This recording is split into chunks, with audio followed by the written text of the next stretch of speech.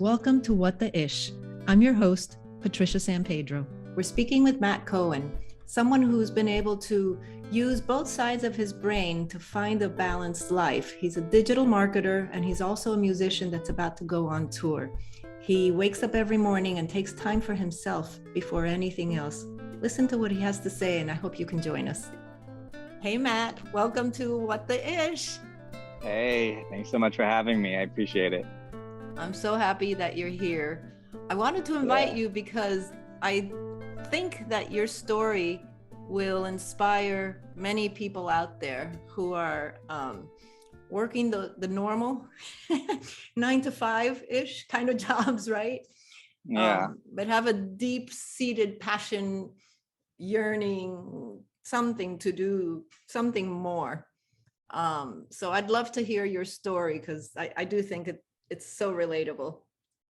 I appreciate that. Yeah, I mean, where can I begin? I mean, just a little background on me. I'm here in Los Angeles, here in my backyard, and I guess my story is that true Gemini. I have two sides, and I like to. Everyone's always like, Gemini, you're crazy, and I say, no, it's my creative and my entrepreneur. Those are my two sides. So yeah, I'm a bass player, songwriter, musician, and then I also run a marketing consulting agency, if you will. And it's been a decade long so far pursuit, a little over a decade of finding balance and figuring out my ish, and finding how do I still satisfy the soul while becoming an adult and making a living, and all these things. Do we have to be an adult? I'm trying not to be as long as I can, Yeah. That's so funny.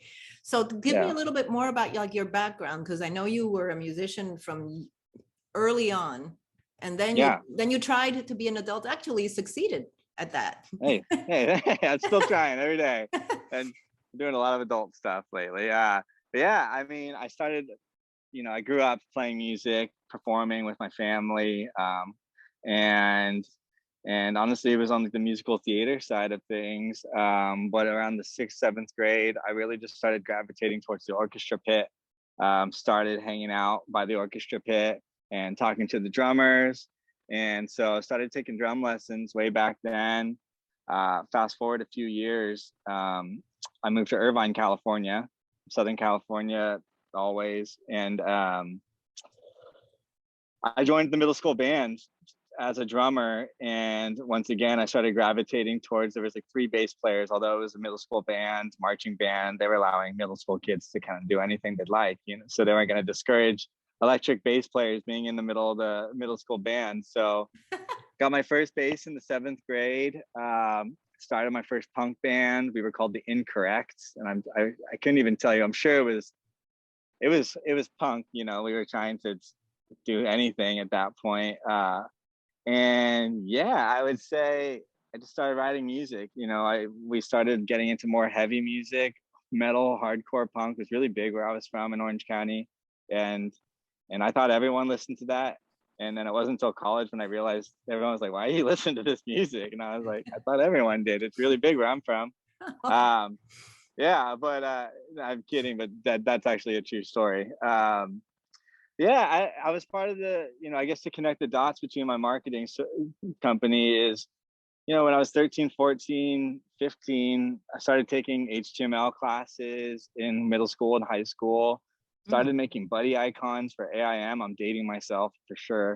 Yeah, you're so old, please. Yeah. I started making buddy icons for bands and just doing like these media kits, and just it's a middle school kid, just making stuff, creating stuff. MySpace came around. I started coding and custom designing my MySpace pages, and all these things were marketing and digital marketing before I was even told what the word marketing was. I just had a natural instinct in me to just start doing, and I gravitated, and I really enjoyed it. So it was, it's still, marketing is still incredibly creative, I believe, and it's just another form of communication. So yeah, life continued, and continued staying in band. I've been in a band since 2003. has never not been in a band really, and went to college for marketing. Got my degree from USC out here in Southern California in global international relations, global business, emphasis in global marketing, and still played in a band and launched my first digital startup in 2010. Wow. Now Yeah. this was a different band though that you. Yeah, there's been several bands. The college band was named Kevin, and the most recent band was called New Language, and that was essentially a reformation of Kevin. You know, kind of taking what we learned in college, and then also taking what we've learned in life and applying it to a new band with a new brand and just new energy to it. And as of late, I'm actually about to leave on tour whenever this comes out, but I'm going to be touring all fall, and it's just a crazy whirlwind considering we've been in a pandemic over the last almost 2 years now, and we actually just started rehearsing last night, and it's just a trip to be like, my life is going to be so different in 3 weeks, you know, from what we've been experiencing the last 2 years, and I'm just super grateful for the opportunity to get back out there and honestly to make sure that this didn't become a past life and I get to dive back into it. So I love that. So, but I mean, were you touring before 2020 or not really, or were you focusing more on the marketing business? it's always been a hybrid. I would say now more than ever, it's become more balanced, as far as where I put time and energy and, you know, emotion. But yeah, I've been touring, you know, different scales of tours, but throughout over the last 7 years or so. It was actually in 2014 is when I took the leap and left my startup. That, you know, we were all actually, the band was the startup. It was me, our manager was the president, our lead singer was it was three of us, you know. So we both we fizzled out, got replacements for us, and got our first touring opportunity in 2014. Quit our jobs, got on the road, got in a van, slept on friends' floors, and did the whole thing. You know. Oh my goodness! How did you find the umph to do that? I think so many people wish they could do something like that, but you know, fear keeps them from trying, and then also the reality of having to pay bills, right? Right. So that was kind of the balance in 2014. That's when I realized, you know, I had my own grievances, and now in retrospect, there was a bit of manifestation where I would say like, wow, I'm taking on all this new work and working longer hours and doing just more and more and more, and you know, I'm not getting paid more. What's the deal with this? So it was that leap back in 2014 that I said I just need to, if I'm going to pursue both, I need to make a living, and I just, you know, to answer the first question of like, how did I do it? I just think creatives, you know, there's just, it's in you. You know, I think like if you talk to any creative that hasn't done it, you know, or unfortunately stops, like, they're probably an upset or pretty tense person. You know, I really just think like I cannot do it. And now that I'm, you know, I've been doing it for over 20 years now, and at this point, I've committed to this. This is going to be my life. You know, I've never. Why would I stop at this point? For sure. Yeah. So 2014, took the leap. That's when I kind of just had I don't want to call it fake it till you make it, because I had a marketing background, but I did, and I do have a figure it out mentality. So when I took the leap from working with the company and just wanted to do my own thing, it was definitely in the beginning yeah, I can do that. Yeah, you know, so I guess it was an inner self-confidence, really. And most definitely, I was doing a lot of free favors, getting, you know, things under my belt and just getting experience, but like not being afraid to take on asks or requests, and being candid with, you know, clients. And just, you know, a lot of my clients came from my previous relationship. So I was always pretty candid of saying, yeah, I'm doing my own thing now. Let's give it a shot and see where it goes. And it's, knock on wood, it's worked out so far. So how do you feel now? I honestly, I feel good. Like I knock on wood all the time, saying like I'm living I'm living my dream, you know, like Mhm. if you would have asked me in my early 20s, like, what's your dream? And I would always say like to make a living off of music, you know, and while it's not my full living, it's, you know, I run a marketing company and I'm going on tour for 2 months and we're playing with huge bands and big venues. And, you know, personal life, I just moved in with my girlfriend and I got a dog now. Like life is good. And I knock on wood all the time. I'm just like, I'm super aware and I'm trying just to knock on wood a lot, honestly. And I just feel really grateful. Um, you know, I was provided tools. You know, I had a very supportive family, and I think that also that answers a few questions ago of just like how did how did you have the confidence or the lack of fear maybe to take the Mhm. leap? And I really do. I credit my family and my mother. She never made me feel like there was nothing I couldn't do. You know, and that is something I will carry on and try to inspire and influence others. You know, what's the ceiling and why? You know, because when there's a will, there's a way, and that's a huge, you know, kind of cheesy. No, I wouldn't even call it cheesy, but it's No, just, you know, it's true. it's a It's known true. saying, and yeah, when there's a will, there's definitely a way to figure it out. You know. I think that's awesome. Did the pandemic, the quarantining and all this, did that play a role in you finally saying, I'm gonna do this again. I'm gonna do this big time now? Um. Yeah. I mean, I just feel lucky that I'm able to go do it again. Like I think we're definitely in the first wave of these bands going back out on the road, and we're seeing our peers, like people are, you know, these rules. I got the freaking rule book, and it's. I guess they literally did base it off the NBA bubble, so it's like it's definitely a different way of touring. Yeah, I was supposed to do this. This tour was actually supposed to happen in 2020, and I had a few more tours booked in 2020, and they all got canned. And so Mm. one band kind of fizzled out, to be honest. You know, pandemic. I mean, I've only seen the members a couple times. You know, everything just split. There's babies being had now, and families are being made, and all the things. And so life, you You know, and have I a really kind dog. of I have a dog now. Yeah, and it's true. Yeah, it's just like I remember saying that in the beginning of the pandemic of just being like, wow, there's so many people and so many friends, true friends that I do know primarily because of the music community. And with that stripped away from us, the physical component to the music community, I was pretty early on like, wow, a lot of friendships are gonna fade. Or like they might fade, you know, and people are gonna go in different directions. And that's surely unfortunate, you know, unfortunately and fortunately, because I'm happy with directions that a lot of people have gone in. But it's Right, happened for sure. People have right. moved, and just life's taking people in different directions. So I just feel very grateful to get back out there, um, to kind of pick up, I guess, where we were heading, Hmm. and to be a part of it. So Can you say who well, what's the name of your band? yeah. So the band I'm going on tour with it's a band called Teenage Wrist.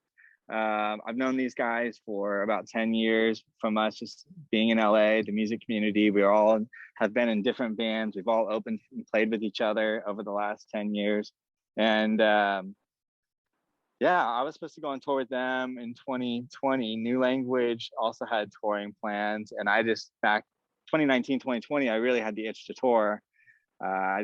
I wanted to go get these life experiences still, and that all got canceled. So Teenage Wrist, I'm very grateful that they called me back up, and it was only about a couple months ago, just beginning of summer, and I was actually in the studio working on my own tunes that I'm going to be launching in the probably 2021, and it was just so interesting. I was like, oh my god, I'm in the studio. My head and my heart are working on my solo music, and it's just definitely, I wasn't planning on going on tour in the fall, Mm. but let's go, you know. But let's do Wow. it. So yeah, the band's called Teenage Wrist. We're supporting a band called Bad Flower, um, and another amazing band called Dead Poet Society. It's rock and roll.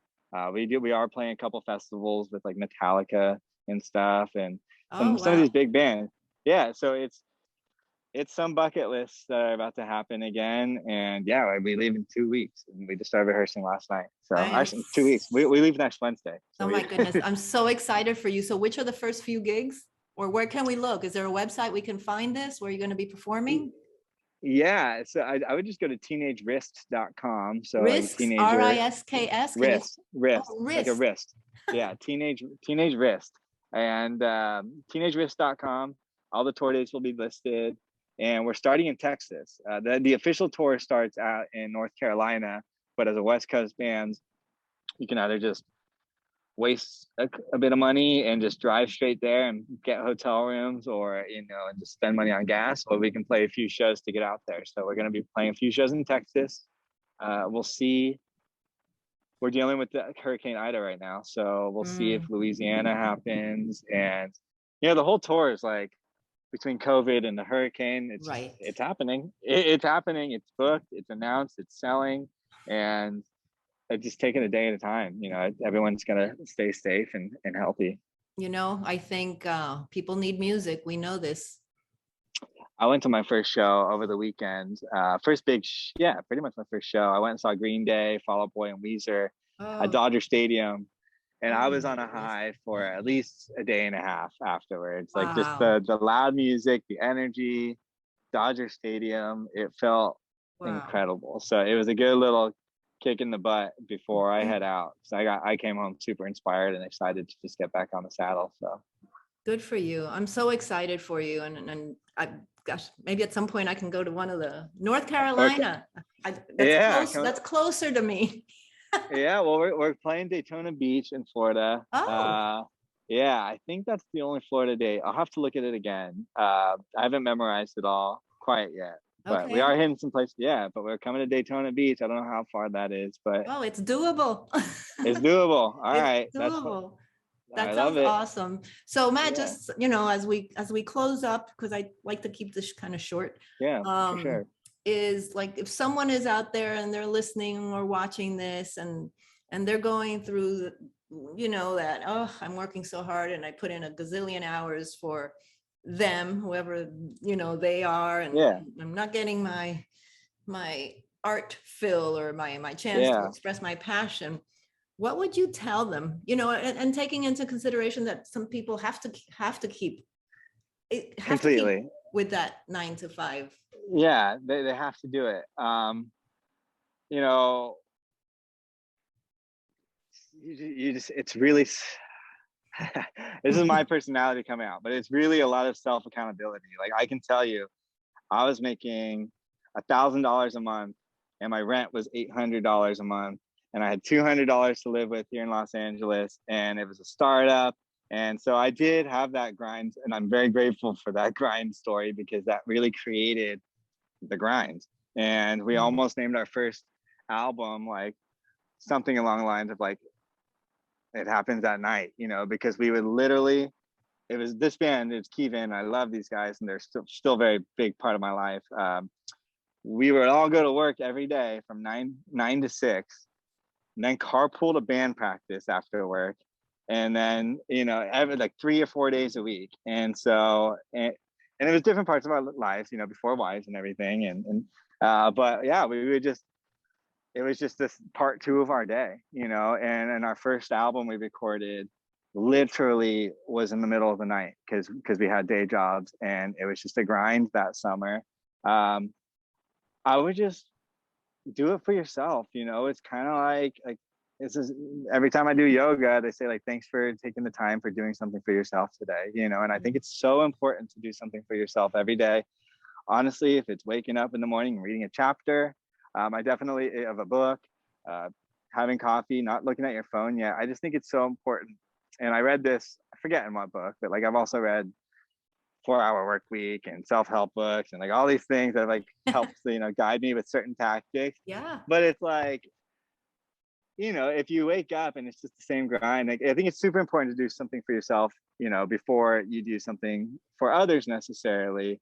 It's because it'll just shift your mental mentality, whether it could literally be waking up, reading a chapter, because you will have that feeling of, okay, I've already done that. Now I can open my computer and get to it, and now you're in my world, versus just like, you wake up, you work, you go to bed, you wake up, you work. Like, I just think it's really, just have that self accountability. Try not to make too many, excuses. Obviously, I know like everyone's situation is different. Um, But it really comes down to when there's a will, there's a way. I was once told by a big scary music exec, one day I'm going to have to choose. And obviously, if I was rich and famous off of being a musician, that would be amazing, you know. But I also, like, I'll never forget that moment where I negotiated and said I can do both, you know. It's really important for me to do both, and I won that negotiation, and so I just think when there's a will, there's a way. You know, do not.